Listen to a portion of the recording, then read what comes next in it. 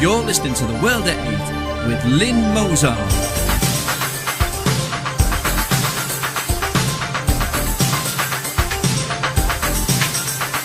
The World at 8, the number one in nationalist news.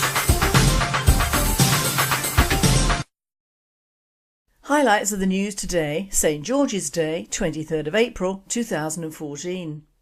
Oxford Muslim grooming gang update, Operation Bullfinch, £3 million and counting. 4 Bradford men face charges of sexual offences and trafficking against 13-year-old girl. Breast ironing, girls have chests flattened out to disguise the onset of puberty. British officials looking into killing of 18-year-old in Syria. Italian Navy rescues hundreds more migrants. Netherlands, immigrants bullied into leaving the Hague district, mayor pledges action. I'm no kafar and the mainstream media and our politicians and more. Times are so tough in Italy that the mafiosi are considering getting jobs. Japan's whalers want to return to sea soon. India recognises the third gender. Thought for the day, our land of milk and honey. And finally, elderly couple visiting the Holy Land. UK News. Oxford Muslim grooming gang update, Operation Bullfinch, £3 million and counting. Adam, our Abingdon contact, provides a summary of the Oxford Mail article on Operation Bullfinch. This week we find out that the investigation into the Muslim child sex exploitation in Oxford has cost us more than £3 million. After an 18-week trial at the Old Bailey last year, 7 men were jailed for a total of 95 years for grooming and abusing girls in council care. Last year, 7 members of a gang that raped, prostituted and sexually abused young girls in Oxford were handed sentences totalling 95 years after a trial at the Old Bailey. Anjam Dogar jailed for a minimum of 17 years for rape, facilitating child prostitution and sex trafficking. Akhtar Dogar jailed for a minimum of 17 years for rape, facilitating child prostitution and sex trafficking. Bassam Karar jailed for a minimum of 15 years for rape, facilitating child prostitution and sex trafficking. Mohammed Karer jailed for a minimum of 20 years for rape, sex trafficking and serious sexual assault. The British National Party knows that prison has a poor record for reducing reoffending, and 47% of adults are reconvicted within 1 year of release, according to the government's own figures. The average annual overall cost for a prison place in England and Wales for the financial year 2011-2012 was £37,648, and reoffending by all recent ex-prisoners in 2007-2008 cost the economy between £9.5 and £13 billion. World date, but still the establishment view that is cheap for keeping Muslims happy. 4 Bradford men face charges of sexual offences and trafficking against 13-year-old girl. 5 men, including 4 from Bradford, will appear at Sheffield Crown Court later this month to face charges of sexual offences and trafficking against a 13-year-old girl. Shakil Ramin, 26, of Haworth Road, Bradford, has been charged with rape and trafficking the girl, who cannot be identified. Mohammed Shapal, 21, also of Haworth Road, and Yassine Amini, 36, of Broadway, Bradford, have been charged with sexual activity with a child and trafficking. Usman Ali, 20, of St Mary's Road, Manningham, have been charged with sexual activity with a child. The 5th defendant, Bakir Rashid, 35, of Ulverston Road, Woodseats, Sheffield, has been charged with trafficking. All 5 men have been remanded in custody by Sheffield magistrates to appear before the city's Crown Court on Monday, April 28th. World date, and on these crimes will go. They will continue until the politicians in this country have their sons and daughters subjected to this foul abuse. Breast ironing, girls have chests flattened out to disguise the onset of puberty. A hidden form of abuse known as breast ironing, in which girls as young as 10 have their chests pounded with hot objects to disguise the onset of puberty, could be taking place in Britain. The mutilation is a traditional practice from Cameroon designed to deter unwanted male attention, pregnancy and rape by delaying the signs that a girl is becoming a woman.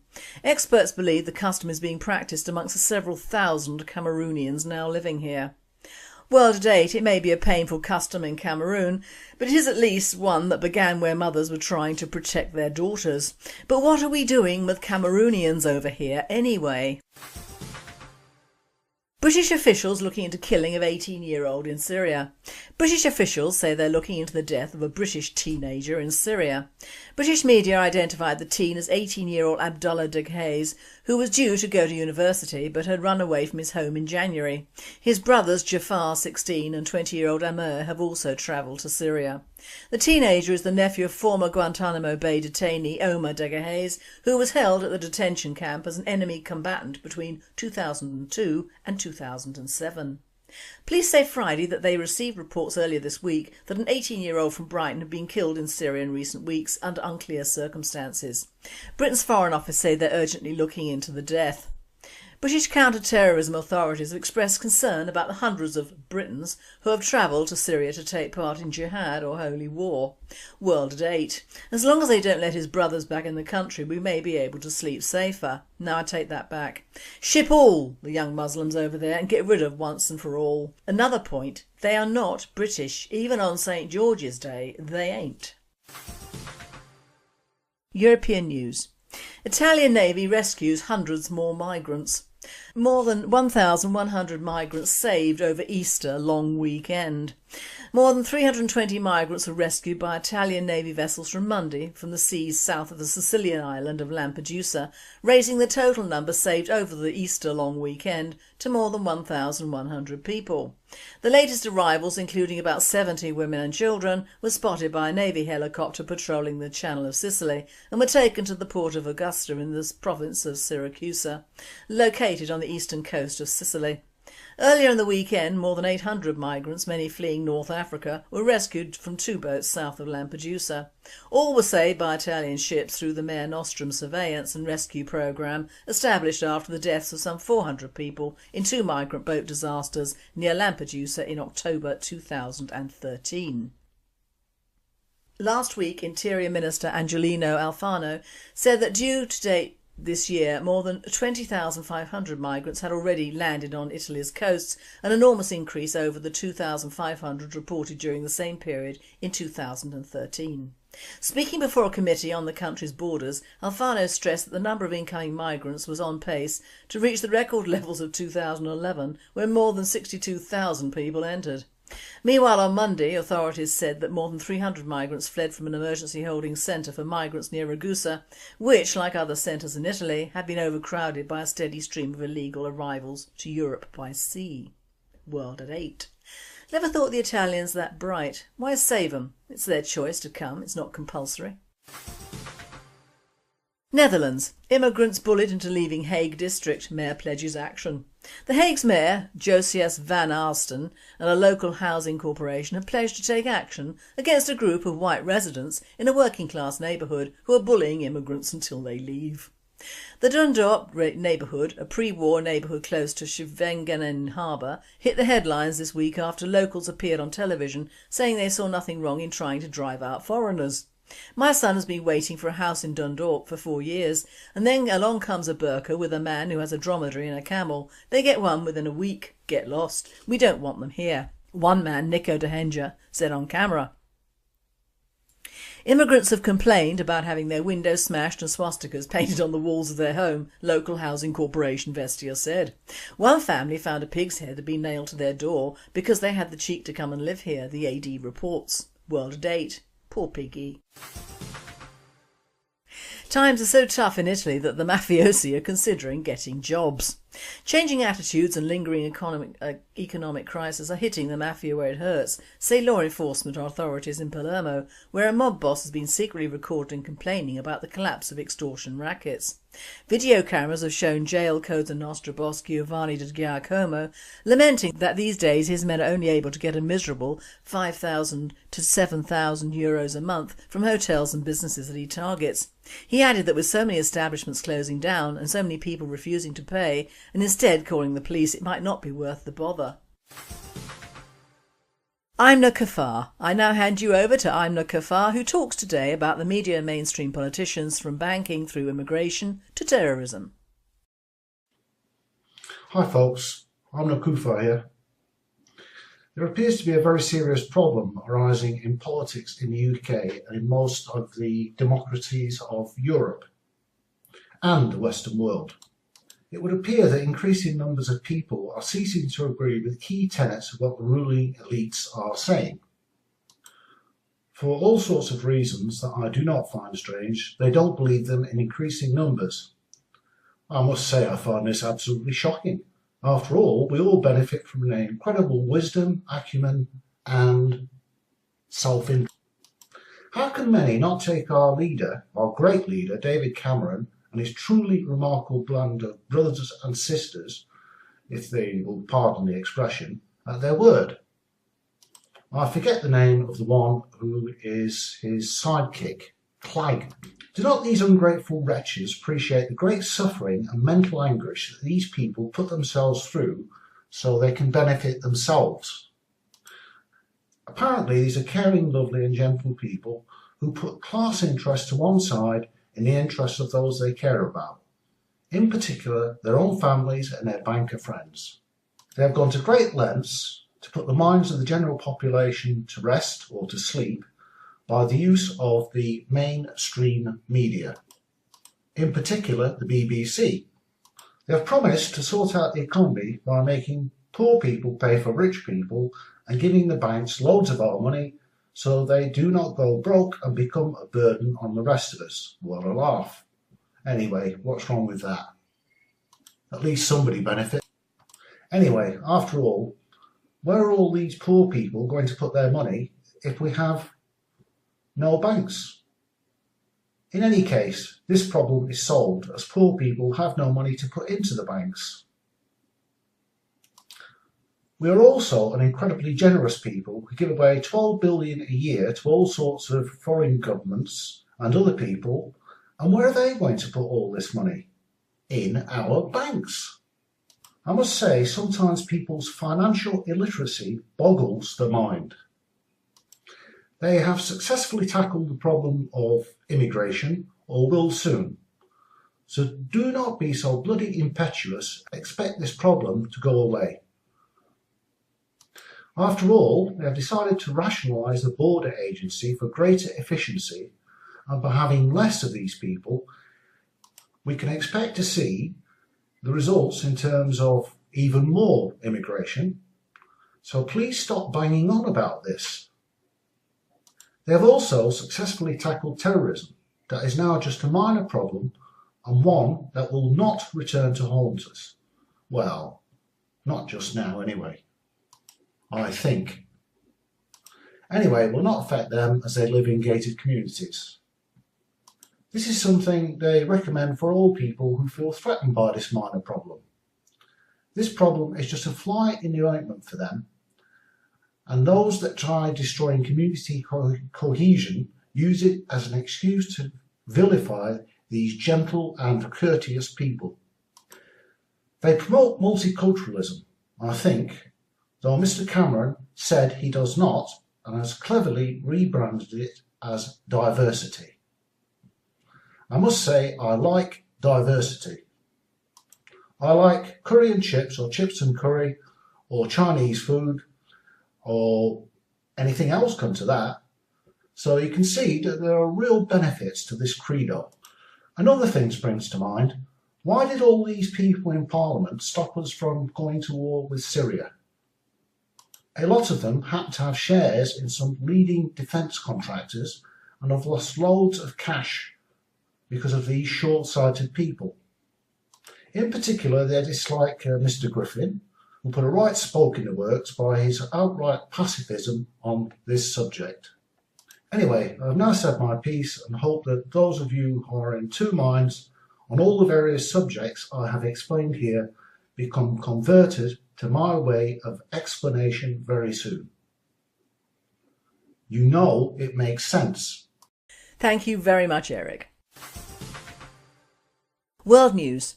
Japan's whalers want to return to sea soon. The Japanese Organisation for Whalers proposes a change in programme to international community in exchange for the resumption of activities. They also seek an injunction against the environmental movement Sea Shepherd, which follows the whalers to boycott them at sea. World at 8, bomb the buggers and destroy those ships. These people are hell-bent on being as destructive as possible towards the whales. Surely they have better things to do, like oversee Fukushima. India recognises the third gender. Transgender people to get jobs, education quotas. India's Supreme Court recognised transgender people as a third gender in a legal landmark Tuesday. The court granted a raft of basic rights to those who identify themselves as neither male nor female. It's the right of every human being to choose their gender, it said. The court ordered the government to provide transgender people with quotas as in jobs and education like those for other minorities. Special amenities should also be laid on, it said. India is estimated to have some 2 million transgender people. Herja is a common term used to describe transgender people, transsexuals, cross-dressers, eunuchs and transvestites. Thought for the day. Our land of milk and honey, or the rise of the Leviathans.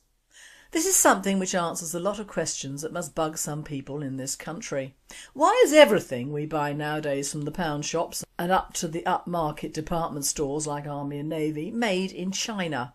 Why are we buying, say, shoes made in the People's Republic of China when England used to be the hub of the man-made and decent leather shoes before Spain took over that dubious title and imported crap to Nigeria? I was lucky enough to get a voucher to spend in A&N and I needed new shoes. In days of old, when I was living in Camberley, our local A&N always had an expensive and good British made or European made shoes. But now, oh dear, they are all made in China, and with the usual ghastly and unsupportive arches and a label on which shoes are for the right foot and which the left. The whole smell of these imported shoes and boots are different. They've done away with half sizes, which means you either float in a larger size or walk about looking like your feet have been bound for years. Lovely. So much for the UK argument of choice. There's no choice where there's just one manufacturer on offer. Well, it would seem the Western world has gone mad. Yes, completely and utterly mad. Our governments have been spouting about British jobs for British people, which, as we know, encompasses practically all of mankind on our shores, whilst busily selling off or stripping our industries for foreign owners, who keep a workforce on for about 2 years and then sell the lot or move overseas. There seems to be no monitoring of the way a foreign power can buy, own or sell us any more, if there ever was. I find this hard to understand. As being an old colonial power, you'll find that even our old third world colonies apply certain rules to foreign ownership within their own countries. In short, you must buy Chinese and Indian goods if in the States or the UK, but you cannot manufacture them yourself or buy property in their countries. It all seems heavily biased towards the non-white populations, and Europe is heading that particular battle, namely the Danes. Now, this is a news item which is old but none publicised in the media, and the Danes have and are producing huge container ships which dwarf everything else that has been seen so far. They require only 13 crew, run fairly cheaply compared to the old ones, and constantly run, bringing cheap goods to the US and by virtue of that to us, as they are running for Walmart and our Asda. I quote, "These ships were commissioned by Walmart to get their imported goods from China. They hold an incredible 15,000 containers and have a 207-foot deck beam. The full crew is just 13 people on a ship longer than a US aircraft carrier, which has a crew of 5,000. With its 207-foot beam, it is too big to fit through the Panama or Suez canals. It is strictly trans-Pacific. Cruise speeds 31 knots. The goods arrive in 4 days before the typical container ship, 18 to 20 knots, on a China to California run. 91% of Walmart products are made in China, so this behemoth is hugely competitive even when carrying perishable goods. The ship was built in 5 sections. The sections are floated together and then welded. The command bridge is higher than a 10-storey building and has 11 cargo crane rigs that can operate simultaneously, unloading the entire ship in less than 2 hours. A documentary in late March 2010 on the History Channel noted that all of these containers are shipped back to China, empty. Yup, that's right, we send nothing back on these ships. What does that tell you about the current financial state of the West in crisis? So folks, just keep on buying these imported goods, mostly gadgets, until you run out of money. Then you may wonder what the cause of unemployment is, maybe even your job in the US, UK, Canada and even Australia. Enough said. Now this will be bad enough, but they've been running since 2006, which means around 8 years, and you must have noticed that Chinese made crap has increased during that time in our land of milk and honey. Containers can bring in cars, clothes, even food, and of course more Chinese immigrants with ease and are probably doing just that. You can actually move an entire army over a short period of time this way. Don't think for a moment this method could not be utilised for military purposes. I cannot think of any other civilization that would stop all home-based manufacturing and provide the means to another civilization, thousands of miles away, to take it on and get another European country to make the means of moving what could be the destruction of the Western world so bloody easy. Are they mad, bad, or just plain greedy? Even Neanderthal man knew you kill what you eat and you use all of that kill. You form loyalties to your own kith and kin, even for protection only. Strangers are killed or bred from. You own land and you fight to keep it. They were primitives, but life was simple for them in that it had rules and you didn't break those rules. Only nowadays, when we pay around £1 for 2 litres of fresh milk from our own cows, which makes it hardly worthwhile keeping the poor animals except for slaughter, yet we pay more for foreign grown and suspect foods that have to be shipped into our country on a regular basis, because we all think we're worth it, when in fact we are not. Anyone who votes can thank themselves for the ruinous business and farming practices that are demolishing our country and its people today, this St George's Day.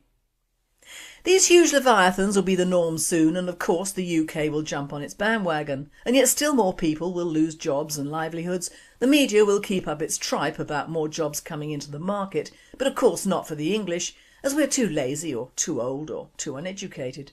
And of course there is an element of truth in this. All the polytechnics and farming colleges have gone, whilst false nails and rap have become the new pinnacle of cool. The Chinese must be laughing their little flat feet off in their expensive US or European made leather shoes whilst getting into their rollers. We're talking about a people who think nothing of slaughtering 10,000 dogs in Yulin to celebrate some solstice or another. Hardly a civilised action. Just imagine where the fur trim on Anishka's coat comes from, or little Damien's fur trim booties. Looking into the history of Walmart is interesting, but apart from a couple of Jewish names on the board and the fact that Hillary Clinton is also a member of the board, I cannot find a Zog plot anywhere. But of course, like all large supermarket businesses, there's always a connection. They bought Asda as well in the UK, so of course that supermarket is selling these goods brought into the States and re-exported to us.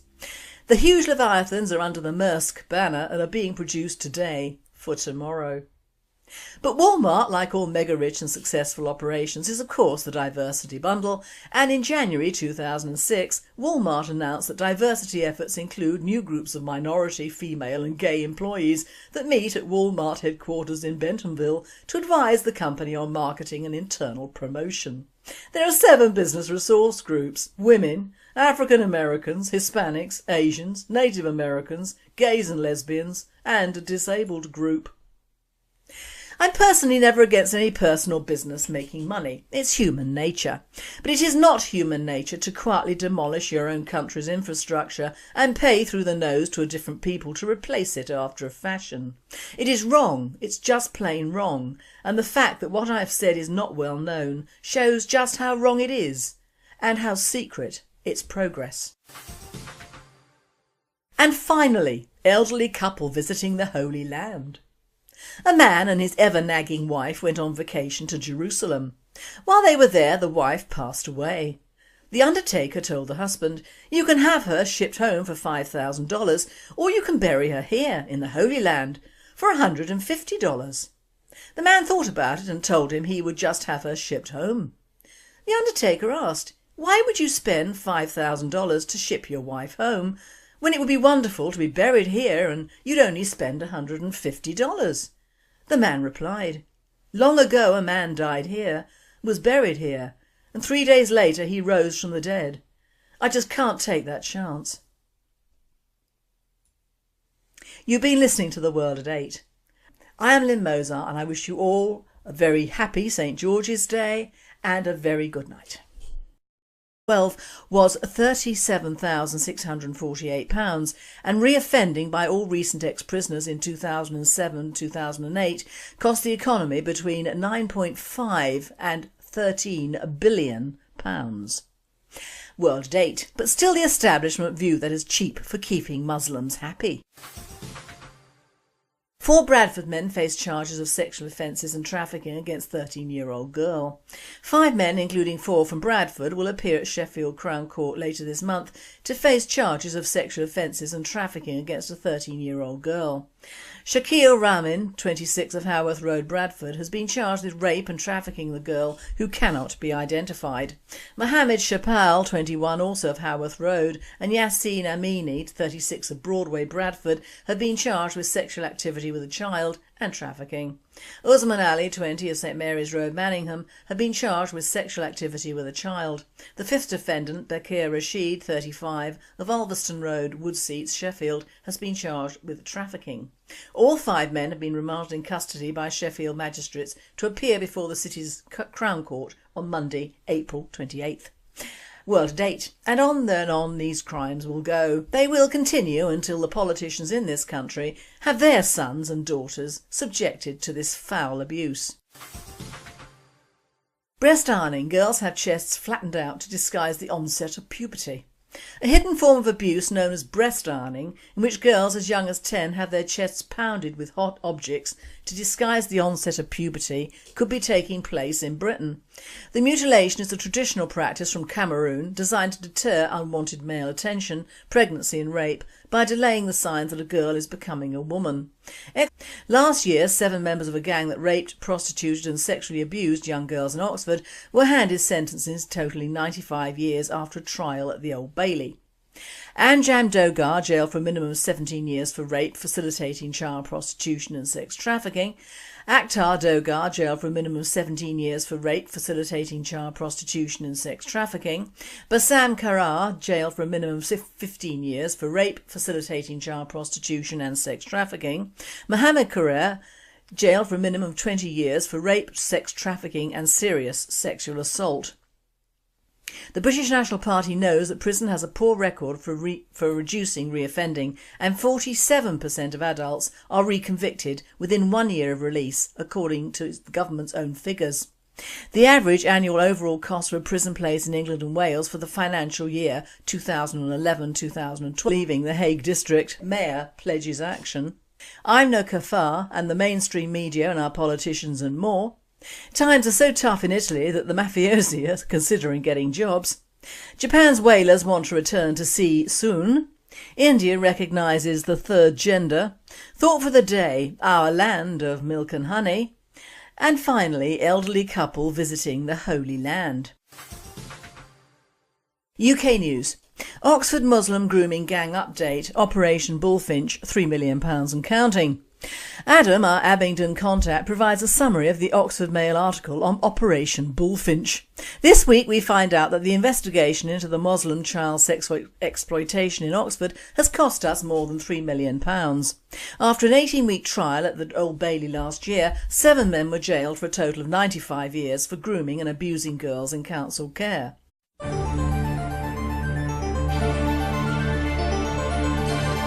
You're listening to The World at 8 with Lynn Mozart.